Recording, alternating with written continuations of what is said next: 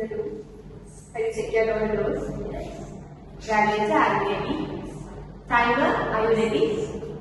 Speaker number 6, are you ready? Gavel, Ashfaaq. Fix a broken Wi-Fi with 1926. Fix a broken Wi-Fi with 1926. Gavel, Ashfaaq.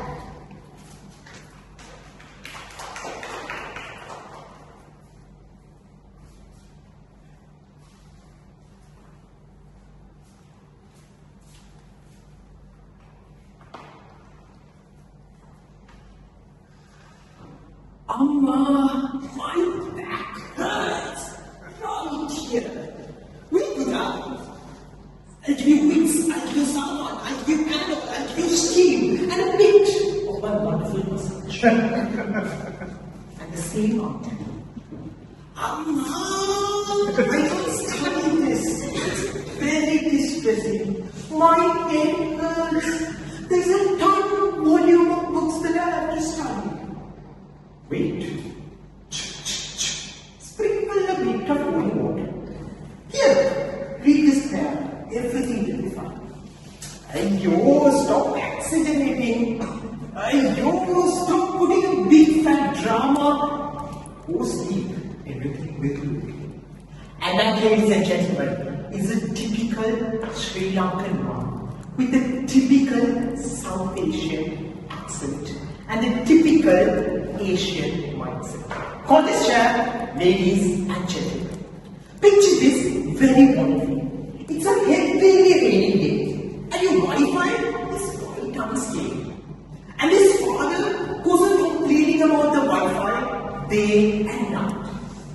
Hey, this Wi-Fi never works, and he resets this router again and again and again, but only to find out that the switch to which the Wi-Fi is connected is switched off.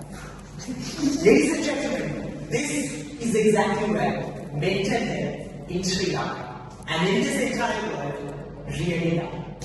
Talking to you about a wonderful survey that I did with 42 very obedient candidates. I gave a Google form. 90.5%, ladies and gentlemen, and I quote two statistics, have always felt mentally overwhelmed. And this is when you take my WhatsApp group.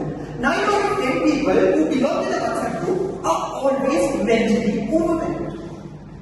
But still, out of the 19.5%, and back to my statistics, only 78% of them never sought any help. Now this is where the exact problem lies, ladies and gentlemen.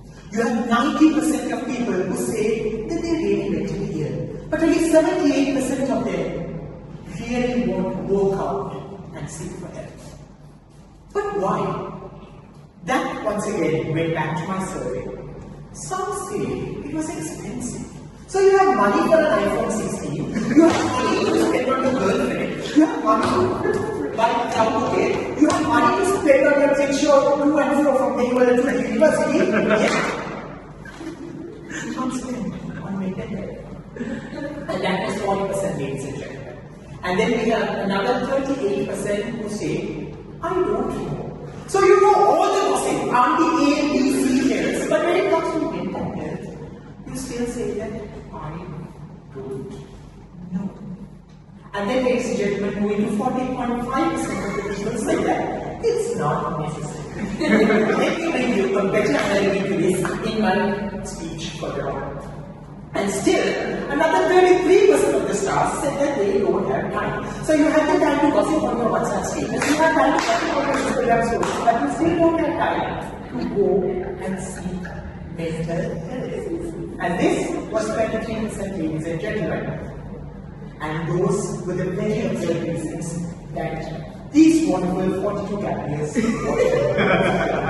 and this wonderfully synchronizes and wonderfully brings out the fact that we, as the Gavel Club, the University of Sri Jayewardenepura, and the entire world travel on the same boat. And there I talk to you from the 2021 Lancet Psychiatric Meta-Analysis of 28 countries that went on to say that both cost and stigma are great barriers in people seeking mental health advances. Right. We keep that. Yet, I still ask them the same question. And 76% of the people came and told me that they do recognize the symptoms of mental health. You feel drowsy, you feel overwhelmed, you feel tired, but yet only 9% of them are likely to seek help. Now, picture this, ladies and gentlemen. You are driving a car, and your car makes cranky noises. And you say to the car, okay, today you make the noise. Then I get tired, I take you to a garage. And yet, one fine day, when you walk on the road, in the middle of God road, in the middle of all that traffic, your car breaks down. And this exactly, ladies and gentlemen, and I quote you from the National Institute of Health Survey 2021 in the US, where they say that it takes 10 to 8 years between the first initial symptoms of mental health and the time to achieve a proper accurate diagnosis. There again, ladies and gentlemen, we have another problem. Keeping that, I shall ask you all another question. How many of you in this room prefer to have a comfortable pair of underwears? Can I see this? Although I asked this question, only 4 of you all have raised your hand. But yet, I really know that each and every single one of you has one wonderful pair of underwears. And this is the truth, ladies and gentlemen. And I quote, 38% of my respondents felt that mental health is always a tool. And yes, it is a tool. It is like the underwear I just asked you. You want it to be private. You want to have a good brand. You want it comfortable, yet you don't raise your hand when I ask you. And this is where, ladies and gentlemen, I quote from Patel P and Kishwar A, which are Indian sources that also go on to say that terror in a South Asian society is indeed a very massive problem when it comes to mental health. So where do we stand and what do we do? Talk to a friend. Talk to people who can really listen to you. And this is exactly when 88% of you said that it's better talking to a friend. 54% of you said that it is better that we talk to a family.